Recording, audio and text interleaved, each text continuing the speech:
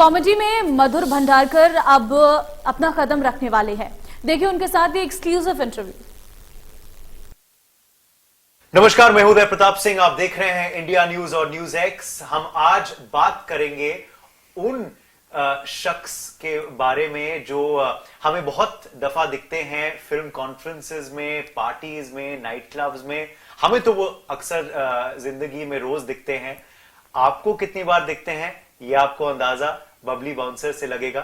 जी हाँ, बबली बाउंसर एक खास फिल्म है which is releasing on Disney plus Hotstar where with the two crucial members of the team, the captain of the ship, Madhur Bhandarkar, and the lead star, who we are seeing in a never-before-seen avatar, Tamanna. Welcome both of you to News X and India News. बहुत-बहुत स्वागत है आपका। Thank you so much. Thank you. मधुर जी, जैसे मैंने कहा कि हम तो बाउंसरों से रोज मुलाकात करते हैं, आप भी, तमन्ना भी, मगर बहुत से ऐसे लोग हैं जिनका बहुत ब्रीफ इंटरेक्शन होता है। तो शायद अब उनको आप, जैसे आप बहुत सी जिंदगियों के बारे में, बहुत से सेक्टर्स और इंडस्ट्रीज के बारे में परिचित करवाते हैं अपने दर्शकों को, वैसे ही आप बाउंसर्स की जिंदगी के बारे में एक आईना दे रहे हैं। हाँ, डेफिनेटली मेरे ख्याल से ये पिक्चर जो है कॉमन मैन के लिए भी इतनी कनेक्ट करेगी कि खास करके जैसे आपने कहा इंट्रोडक्शन में कि जो लोग बाउंसर वर्ल्ड को जानते नहीं है और उसके बारे में भी, लेकिन बहुत ही लाइट हार्टेड ह्यूमरस वे में, ये खुलासे वाली पिक्चर नहीं है तो वैसा नहीं है कि खुलासा कर दिया, ऐसा नहीं है। तो बहुत ही, लेकिन डेफिनेटली ह्यूमर में भी लोगों को हंसाया है और एक इमोशनल जर्नी, एक बहुत ही अच्छा आपको एक ऐसे जर्नी मिलेगा कि बबली की जो जर्नी है, किस तरह से वो एक गांव से आती है हरियाणा से और किस तरह से दिल्ली शहर में आके बाउंसर बनती है, और उसका वर्ल्ड है, उसका प्यार है, उसकी रिलेशनशिप है, उसकी बॉन्डिंग है अपनी फ्रेंड्स के साथ, वो तमाम चीजें आपको देखने मिलेंगी। उसके अंदर एक्शन भी है, वो एस्पेक्ट आपको मिलेगा। तो बाउंसर वर्ल्ड के जो पब में जो बाउंसर की जरूरत होती है, तो उस वर्ल्ड को हमने दर्शाया है और मैं उम्मीद करता हूँ कि जिस तरह से लोगों ने इतना स्नेह प्यार जो है इतनी फिल्मों में दिया है, वो बबली बाउंसर को भी देंगे और उनको एक वर्ल्ड पसंद आएगा। ये पर in true Madhur Bhandarkar style एक ट्विस्ट है टेल में। ये मेल बाउंसर्स पे आधारित नहीं है, female bouncer is the protagonist, which is of course Tamanna. So he's twisted around, and of course you are cast as the female bouncer, the lead protagonist. जब ये film आपके पास आई, तो आपका पहला रिएक्शन क्या था? I was like, okay, welcome back to me into Hindi movies. You know, एक actor का क्वेस्ट यही रहता है कि उसे कुछ नया करने का मौका मिले, कुछ चैलेंजिंग करने का मौका मिले। And I truly locked out because मुझे सारी चीज़ें एक ही फिल्म में नजर आई। जैसे कि मैं बहुत ही इंस्पायर्ड हूँ by you know Shri ji in like Chaalbaaz और जूही मैम इन हमें राय प्यार के। I have grown up watching that cinema, also one of the reasons why I became an actor. और मैंने बचपन से ऐसी फिल्में देखी हैं जो आपको होप दें, आपको एक किस्म की पॉजिटिविटी महसूस कराएं। एंड मैंने जितनी भी साउथ की फिल्में की, कहीं ना कहीं वो थ्रेड उनमें ढूंढा, क्योंकि वो कमर्शियल फॉर्मेटेड फिल्म्स थी, तो उनमें एक हद तक वो पॉसिबल था। पर जब ये स्क्रिप्ट मेरे पास आई और मैंने पूरी स्क्रिप्ट जब मैंने सुनी, I was like it is a dream character for a guy और a girl. whoever would have played this character, even if it was based on a guy, even if the world was different, I think it's just the characterization of this person is so beautiful and so endearing. ऐसा किरदार play करना I think may be सबके career में, most actors के career में शायद एक आध बार आता है। और जब वो आता है, अगर वो मधुर सर जैसे एक सर्वश्रेष्ठ डायरेक्टर के साथ काम करने मिले, जो he is a Padma Shri and a 4-time national award winning director, जितने आई डोंट थिंक हमारे कंट्री में इतने डायरेक्टर्स हैं जिनके पास आई थिंक जितने बार वो नेशनल अवार्ड जा चुके हैं उतनी बार तो मतलब आई डोंट थिंक हमारा उतना नॉमिनेशन भी नहीं होगा लाइफ में जितने बार उनको अवार्ड्स मिल चुके होंगे। But what was most amazing for me to experience through this film was इतने मुकाम पहुंचने के बाद, इतना कुछ अचीव करने के बाद, इनकी जो सरलता है, इनकी जो ह्यूमिलिटी है और इनकी जो अप्रोच है टुवर्ड्स हिज वर्क। मेरा हमेशा से मानना रहा है कि फिल्में टीम से बनती हैं। You know we have you know a wonderful team, we have so many like even be it Star Studios or Jungly Pictures or Disney Plus Hotstar, all the teams with Madhur sir's directional department made sure that they were collaborative. Absolutely. और वो efforts दिख रहे हैं अब Yeah.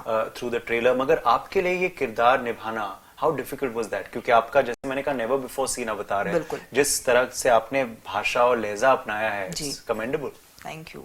आई think Darr बहुत अच्छी बात होती है क्योंकि जब मुझे कैरेक्टर मिला आई रियलाइज कि बहुत सी चीजें हैं जो बहुत जिसका एक्सपेक्टेशन बहुत भारी हो सकता है, जैसे कि बिकॉज मैंने इतनी साउथ की फिल्में की हैं, आई थिंक बहुत से क्वेश्चन मार्क्स उठे थे। इवन सर को पूछा गया था कि how come you choose her to do a Haryanvi girl and a Jat character, पर उसे मैंने ऑफ कोर्स मैंने बहुत ही इंटरनलाइज किया and I worked upon my Haryanvi dialect and bullet चलाना सीखा, थोड़ी बहुत बीट बॉक्सिंग सीखी।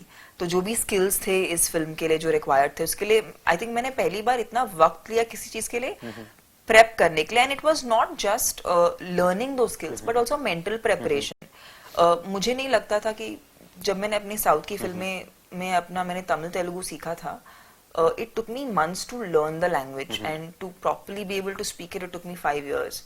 So I realized for Haryanvi also I'll have to spend actual time. बिल्कुल। So I should just keep listening to the dialect ji. because I don't think वो कहने से सीखना ज्यादा आसान नहीं होता पर सुनने से होता।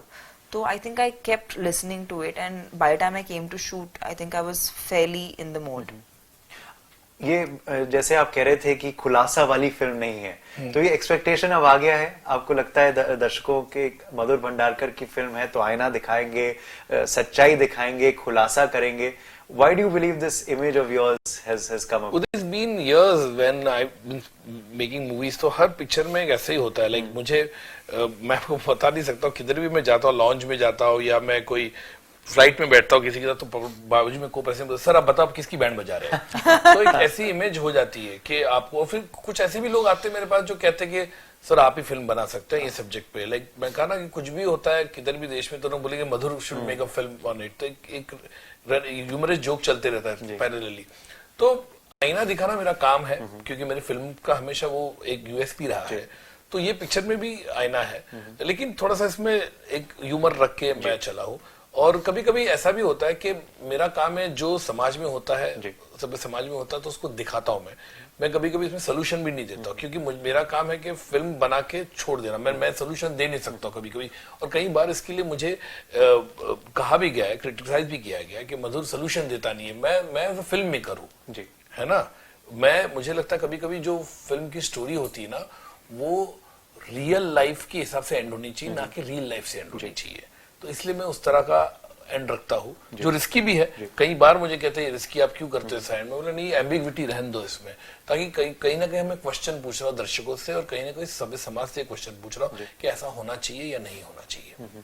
और ये भी एक आपकी प्रथा रही है कि आप छोरियों को छोरों से ज्यादा दर्शाते हैं फिल्म में लीड प्रोटैगनिस्ट के अवतार में। अब हम देख रहे हैं कि दौर बदल रहा है, there are great parts being written for women in the industry as well, पर आपने ये प्रथा बहुत पहले शुरू कर दी थी। 21 साल पहले, हाँ जी, 21 years back, and I'm very happy कि lot of other contemporaries directors जो है मेरे colleagues भी है उन्होंने भी शुरू किया है बहुत से। मैंने कहा ना जब मैं बनाता तो लोग कहते थे, मैं उनको बोलता बनाओ तो बोला नहीं भाई हमसे नहीं होता है, मेरे को बहुत इश्यूज होते हैं, बजट्स नहीं मिलता है, डिजायरेबल बजट जिसे हम कहते हैं, और फिर बोलते नहीं यार हमारे पास ऐसा नहीं है। अब उनको ये भी होता था कि मैं बहुत हार्ड हिटिंग खुद में, हमारे पास इतना टाइम नहीं है, रिसर्च करो तुम 6 महीना रिसर्च करते हैं, हमारे पास टाइम नहीं। उन लोग, और मैंने जितनी फिल्में बनाई सब ओरिजिनल फिल्म बनाई, रिसर्च करके बनाई।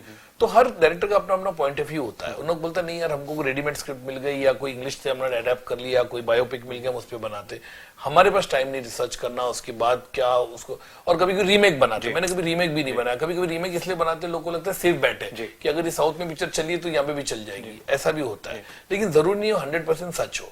ऐसे बहुत सी साउथ की फिल्में जो यहाँ पे रीमेक की है वो नहीं चली है, ऐसा भी होता है। आखिरी तो फिल्म सवाल आपसे मैं एक तो इंडस्ट्री पे पूछूंगा, क्योंकि हमने देखा था कि इस साल में काफी फिल्में चली नहीं, तो एक कंसर्न हुआ कि क्या boycott trend is affecting cinema, क्या कोई और वजह है? तो आप इस ट्रेंड को किस नजरिए से देखते हैं, और क्या आपको लगता है ब्रह्मास्त्र का हिट होना और सफल होना उन सारे नेसियर्स को चुप करा दिया? देखिए हमेशा मैं कहता हूँ कि अगर इस तरह का एक बॉयकॉट ट्रेंड है या कैंसिल कल्चर की हम बात करते हैं, even if those things are there and social media is a very strong एक वेपन है आज की तारीख में, बहुत बड़ा माध्यम भी है, लोगों से आप इंटरेक्ट करते हो। तो मुझे नहीं लगता कि डेफिनेटली ये होता है कि परसेप्शन लेवल पे बॉयकॉट जो होता है किसी चीज के लिए, मैं बोलता नहीं फिल्म के लिए, अगर आप रेस्टोरेंट खोल रहे हो, कोई बिल्डिंग बना रहे हो, उसके अगेंस्ट सोशल मीडिया पे टायरेट चल रहा हो, तो कहीं जाके उसको आपकी इमेज को या इसको खराब पड़ता है।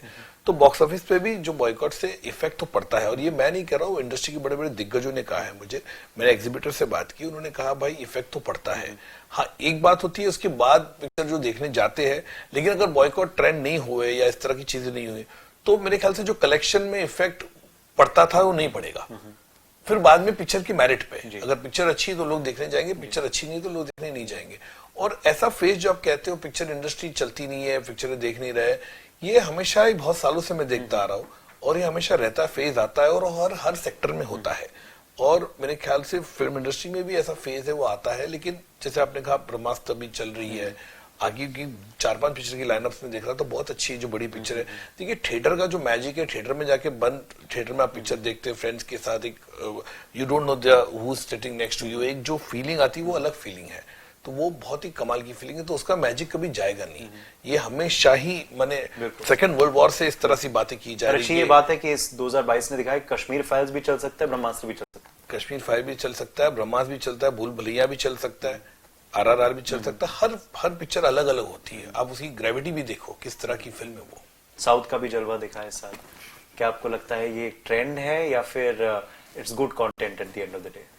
I definitely feel like they have always done cinema. South Indian filmmakers have primarily always done cinema that has been rooted. वो इंडियन स्टोरीज बताते हैं, और वो जब से मैंने वहाँ पर काम करना शुरू किया, मैंने यही प्रथा देखी है वहाँ पर। और वो ज्यादातर जो वहाँ पर जो अच्छे डायरेक्टर्स हैं, वो ह्यूमन इमोशन पे, बेसिक ह्यूमन इमोशन पे अपने मेन प्लॉट्स बेस करते हैं, इसीलिए उनका एक अलग सा मास अपील होता है। और उस मास अपील का रिफ्लेक्शन इन कुछ सालों में हमें यहाँ भी देखने मिला है, क्योंकि ये लैंग्वेजेस को क्रॉस करते हुए फैला है। तो I feel like that has been there. I'm glad they're getting recognition because there are some actors who are brilliant and उनका वहाँ पर एक commercial market रहा है। I think सबका market बढ़े, सब हम और फिल्में बना सकें, और हम और ये, क्योंकि for example जब मैं इस साल कैन फिल्म फेस्टिवल गई थी, इतनी अलग अलग इंडियन फिल्म्स थी वहाँ पर, अलग अलग लैंग्वेजेस की, पर मैंने कभी भी ये नहीं सुना कि Telugu film, Tamil film, Kannada film, मैंने वहां पर सिर्फ सुना इंडियन फिल्म।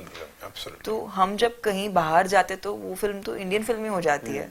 तो एट द एंड जब हम ऐसा अप्रोच अपने खुद के देश में अपनाएंगे, I feel like we won't feel the difference at all. बिल्कुल, चलिए, we certainly hope for that. और आखिर में I won't have the last word, Madhur ji won't have the last word, मैं तमन्ना को लास्ट वर्ड छोड़ूंगा, तो आप अपने अंदाज में दर्शकों को बोले why they should go and watch your bubbly bouncer. 23rd September. Bubbly style. O Babli style, वो तो थोड़ा मुश्किल है, पर मैं सिर्फ यही कहना चाहूंगी कि 23rd सितंबर प्लीज देखिए डिज्नी प्लस हॉटस्टार पे बबली का जलवा। बबली आ रही है आपके दिलों को जीतने, आपको हंसाएगी और थोड़ी कुटाई करेगी, आपको देख के मजा आएगा, तो देखिएगा। बहुत बहुत शुक्रिया आप दोनों का। Thank you.